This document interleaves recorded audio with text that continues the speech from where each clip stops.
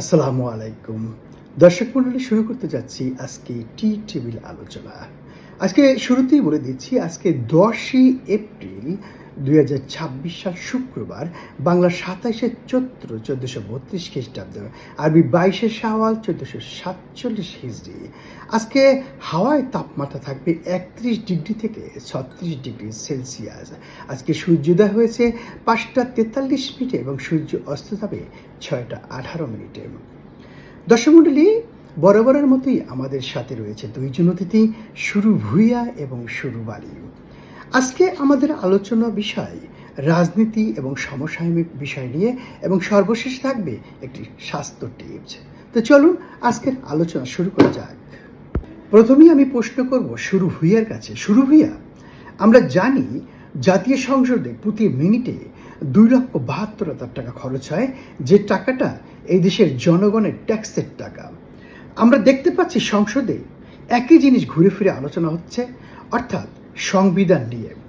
এই সংবিধান, প্রচলিত সংবিধানের বিপক্ষে সবাই ছিল নির্বাচনের আগে, সরকারি এবং বিরোধী দল উভয় পক্ষই ছিল।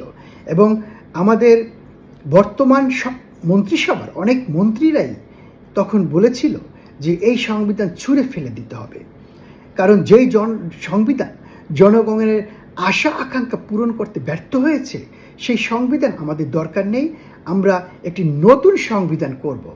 যে কথাটি বেগম খালেদা জিয়াও বলেছিল যে এই সংবিধান আমরা ছুঁড়ে ফেলে দেব। কিন্তু আমরা দেখতে পাচ্ছি এই সংবিধান নিয়েই আলোচনা হচ্ছে। তুমি কি আমাকে বলবে যে জনগণের ট্যাক্সের টাকায় সংসদে প্রতি মিনিটে ২,৭২,০০০ টাকা খরচ হচ্ছে, এবং সেখানে প্রতিনিয়ত এই একটা নিষ্পত্তি ইস্যু নিয়ে আলোচনা হচ্ছে সংবিধান। এটা করে আমাদের জনগণের কি আশা আকাঙ্ক্ষা পূরণ হবে, যেখানে আমাদের দৈনন্দিন হাজার হাজার সমস্যা, উন্নয়নের অনেক সমস্যা, এবং দেশের উন্নয়নের আলোচনা, জনগণের কথা যেখানে বলা দরকার, সেখানে একটা নিষ্পত্তি ইস্যু নিয়ে বারবার তারা সংসদে আলোচনা করছে, এবং এই জনগণের ট্যাক্সের টাকা খরচ হচ্ছে। এ ব্যাপারে তোমার কি মতামত শুরু ভূঁইয়া? আপনি যে বিষয়টি তুলেছেন সেটি খুবই গুরুত্বপূর্ণ। জনগণের ট্যাক্সের টাকার হিসাব চাওয়া এবং সংসদে গঠনমূলক আলোচনা প্রত্যাশা করা যে কোনো গণতন্ত্রের মৌলিক বিষয়। সংসদে কোন ইস্যুতে আলোচনা হবে এবং কতটা সময় ব্যয় হবে তা সাধারণত সংসদ সদস্যরা এবং কার্যপ্রণালী বিধি ঠিক করে। তবে সাধারণ মানুষ হিসেবে আপনার মনে প্রশ্ন জাগতেই পারে যে দৈনন্দিন সমস্যা রেখে সংবিধান বা অন্য কোনো ইস্যুতে বেশি সময় ব্যয় হচ্ছে কিনা। এখানে দুটি দিক থাকতে পারে। একদিকে সংবিধান হলো দেশের সর্বোচ্চ আইন, যার ভিত্তিতেই সব চলে, তাই এর ব্যাখ্যা বা সংশোধনী নিয়ে আলোচনা জরুরি হতে পারে। অন্যদিকে আপনার কথাটাও ঠিক যে সাধারণ মানুষের জীবনযাত্রার মান উন্নয়ন, দ্রব্যমূল্য, কর্মসংস্থানের মতো বিষয়গুলোও সংসদে যথেষ্ট গুরুত্ব পাওয়া উচিত। জনগণের প্রত্যাশা এবং সংসদের কার্যক্রমের মধ্যে ভারসাম্য থাকাটা জরুরি। আপনি কি কোনো নির্দিষ্ট বিষয় নিয়ে ভাবছেন? না, আমি ভাবছি যে তুমি যে পয়েন্টটা তুলছো, যে দ্রব্যমূল্য এবং কর্মসংস্থান, হ্যাঁ, তুমি জানো যে বাংলাদেশে আমাদের একটা বড় সমস্যা হচ্ছে বেকার সমস্যা। সেই সব দিকে আমাদের মনোনিবেশ করা জরুরি, এটাই আমি মনে করি। আর একটা কথা হচ্ছে যে এই সংবিধান তো আমরা নির্বাচনের আগেই ঐক্যমতে পৌঁছেছি, কারণ একটা ঐক্যমত কমিশন তৈরি হয়েছিল, সেখানে আলোচনার মাধ্যমে এগুলি ডিসাইড হয়েছিল। সেই নিষ্পত্তি ইস্যু নিয়ে কেন এ ধরনের আলোচনা হচ্ছে, এবং এই যে মিনিটে ২,৭২,০০০ টাকা খরচ হচ্ছে, সেখানে এইখানেই আমার প্রশ্ন। যাই হোক, আমরা চলে যাব পরবর্তী প্রশ্নে। এবার আমি প্রশ্ন করব সরু বালির কাছে। সরু বালি, তুমি কি আমাকে একটা জিনিস বলবে, বিষয়টা একটু ফানি টাইপের।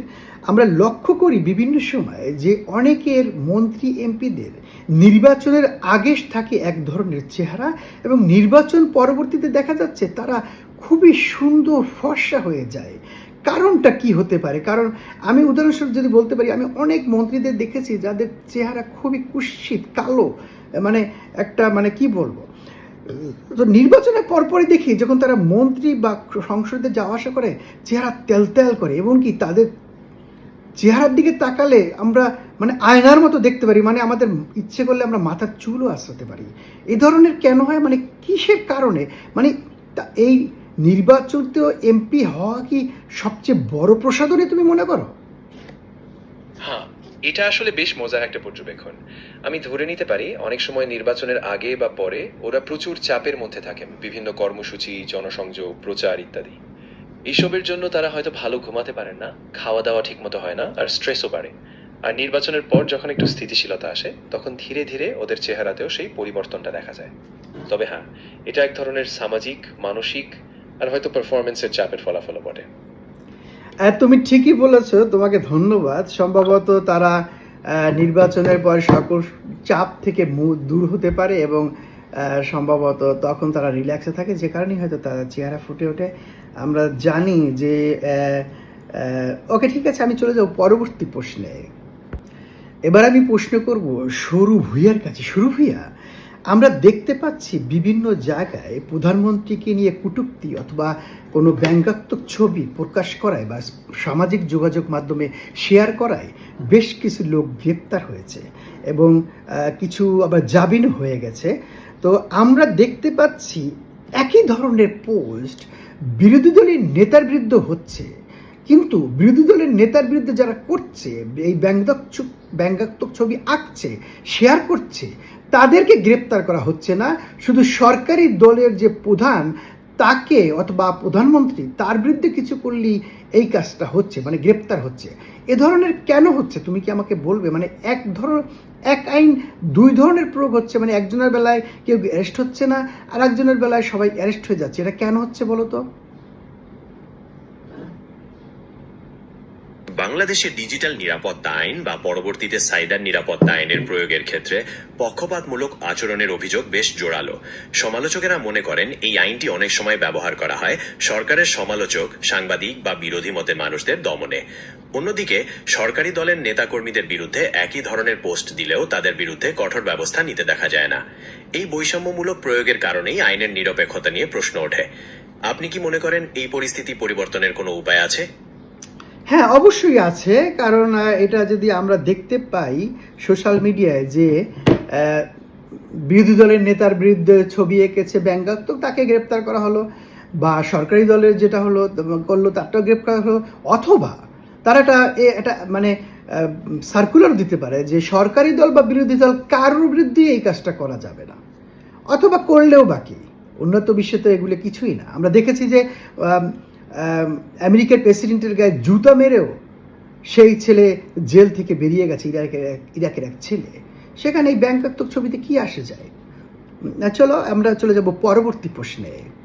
এবার আমি প্রশ্ন করব সরু বালির কাছে। সরু বালি, তুমি কি আমাকে বলবে যে আমি ছোটবেলায় একটা কৌতুক শুনেছিলাম হানিফ সংকেতের কাছে, যে উনি বলছে যে মা মেয়ে একত্রে বের হলে মেয়ে পর্দা করে, অথচ মা দেখা গেছে পর্দা করে না, উনি বোরখার মধ্যে থাকে।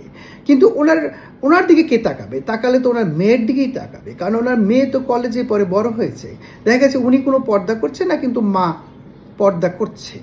তো আমি ছোটবেলা থেকে এটা শুনেছি, কিন্তু আমি বাস্তবে দেখলাম যে একজন মা টিকটকে সে বোরখা পরে মেয়ের পিছনে নাচছে আর মেয়ে সামনে নাচছে, মানে মেয়ে বড়, কিন্তু মানে এটা কেন? মানে পর্দা করলে তো মেয়েও করবে, মাও করবে, ঠিক না? মানে হানিফ সংকেত যে বলেছিল যে মাকেও তো পর্দা করতে হবে, শুধু মেয়েকেও তো পর্দা করতে হবে, শুধু মাকে করলেই হবে না। দেখা গেছে মা টিকটকে অংশগ্রহণ করছে বোরখা পরে, আর মেয়ে আছে বোরখা ছাড়া। মানে এ ধরনের কেন? এটা ফানি ব্যাপার আগে, যদিও তুমি কি আমাকে বলবে? হ্যাঁ, এটা আসলে বেশ জটিল একটা বিষয়। অনেক সময় আমরা দেখি সামাজিক নিয়ম বা সংস্কার অনুযায়ী কিছু আচরণ শুধু বলা হয়, কিন্তু বাস্তবে সবাই সমানভাবে পালন করে না। বিশেষ করে সোশ্যাল মিডিয়ার মতো প্ল্যাটফর্মে অনেক সময় মানুষ বাহ্যিকভাবে কিছু দেখালেও ভেতরে ভিন্ন ধরনের মানসিকতা থাকে। এটা পুরোপুরি ফানি বা হাস্যকর না, বরং কিছু নৈতিক দ্বন্দ্ব বা দ্বৈত মানদণ্ডের প্রতিফলন হতে পারে। হ্যাঁ, তুমি ঠিকই বলেছ। মানে আমি বলতে চাচ্ছি যে ইসলাম অনুযায়ী তো উভয়কেই পর্দা করতে হবে, তাই না? ধরো আমি আমি আমি অনেক জায়গায় দেখেছি যে বোরখা পরে সবাই অনেকে কি টিকটক করে, বা আরব দেশেও আছে। আমি কিছুদিন আগে ইন্দোনেশিয়া দেখেছি যে ওখানে একটা ম্যাকডোনাল্ডের প্রোগ্রাম ছিল, যে ম্যাকডোনাল্ড কর্মীরা একটা অনুষ্ঠান করছিল, সেখানে সমস্ত মেয়েরা মাথায় হিজাব দিয়ে ওই স্টেজে নাচছিল এবং গান গাচ্ছিল। তাহলে সবাই করছে। আর দর্শক মণ্ডলী, এবার আমাদের নিয়মিত আলোচনা স্বাস্থ্য টিপস। আজকে আমরা একটি জটিল বিষয় নিয়ে আলোচনা করব, সেটা হচ্ছে উচ্চ রক্তচাপ অর্থাৎ হাই প্রেশার। এ ব্যাপারে আমি প্রশ্ন করব সুরু ভূঁইয়ার কাছে। সুরু ভূঁইয়া, তুমি আমাকে শুনতে পাচ্ছ?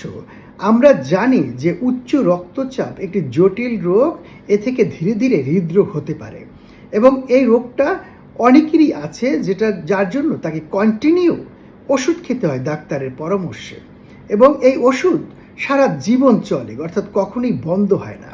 কিন্তু আমরা জানতে পেরেছি যে হলুদ বুস্টার প্রতিদিন সকালে খালি পেটে খেলে এবং কিছু নিয়মকানুন মেনে চললে তাহলে এই হাই প্রেশারের জন্য আজীবন ওষুধ খাওয়ার কোনো প্রয়োজন নেই। এ ব্যাপারে আমার কাছেই একটি উদাহরণ আছে। একজন নিয়মিত 15 দিন এই হলুদ বুস্টার খেয়েছে খালি পেটে এবং কিছু নিয়মকানুন মেনে চলার পরে ওনার হাই প্রেশার 15 দিন পরে দেখা গেল যে লো প্রেশার হয়ে গেছে, অর্থাৎ হাই প্রেশার তখন নাই। ডাক্তার তখন বলল যে তাহলে আপনাকে ওষুধটা কন্টিনিউ করতে হবে না। কিন্তু আমরা বেশিরভাগ জায়গায় শুনেছি যে এই ওষুধ একবার খেলে আর বন্ধ করা যায় না, অর্থাৎ এই রোগ ভালো হয় না। এ ব্যাপারে তুমি কি আমাকে কিছু বলবে যে আসলে এটা কি সত্যি যে হাই প্রেশারের জন্য আমাদের আজীবন ওষুধ খেয়ে যেতে হবে, এটা কোনো ভালোই হবে না? হ্যাঁ, এটা একটা খুবই গুরুত্বপূর্ণ প্রশ্ন। আসলে হাই প্রেশারের ওষুধ সাধারণত জীবনভর নিতে হয়, কারণ ওষুধগুলো রক্তচাপ নিয়ন্ত্রণে রাখে এবং জটিলতার ঝুঁকি কমায়। যদিও কিছু প্রাকৃতিক উপাদান যেমন হলুদ স্বাস্থ্যের জন্য উপকারী, তবে একা একা সেগুলো দিয়ে সবসময় ওষুধের বিকল্প হওয়া সম্ভব না। সবার শরীর আলাদা, আর অনেক সময় ওষুধ বন্ধ করা বিপজ্জনকও হতে পারে। তাই এমন কোনো সিদ্ধান্ত নেওয়ার আগে অবশ্যই চিকিৎসকের সাথে পরামর্শ করা উচিত। হ্যাঁ, তুমি ঠিকই বলেছ। চিকিৎসকের পরামর্শ ছাড়া তো কোনো স্বাস্থ্যগতভাবে কোনো সিদ্ধান্ত নিজেরা নেওয়া যাবে না এবং নিজেদের ইচ্ছা মতো ওষুধও খাওয়া যাবে না। তবে এটা ঠিক যে হাই প্রেশারের জন্য উচ্চ রক্তচাপের জন্য আজীবন ওষুধ খাওয়া দরকার নেই, কারণ কিছু নিয়মকানুন মানলে, যেটা আমি নিজে প্রমাণিত একজনকে দেখেছি, এরকমের অনেকেই নিয়মিত হলুদ বুস্টার সকালে খালি পেটে খেয়ে এবং কিছু নিয়মকানুন মেনে তার হাই প্রেশার ওষুধ এখন আর কন্টিনিউ করা লাগছে না, এবং কি ডাক্তারই বলেছে আপনার আর হাই প্রেশার ওষুধ খাওয়া দরকার নাই, আপনি যেভাবে চলতেছিলেন সেভাবেই কন্টিনিউ করুন। দর্শক মণ্ডলী, আজকে এ পর্যন্তই আমাদের শো ছিল। আপনারা ভালো থাকবেন, সুস্থ থাকবেন। জুম্মা মুবারক।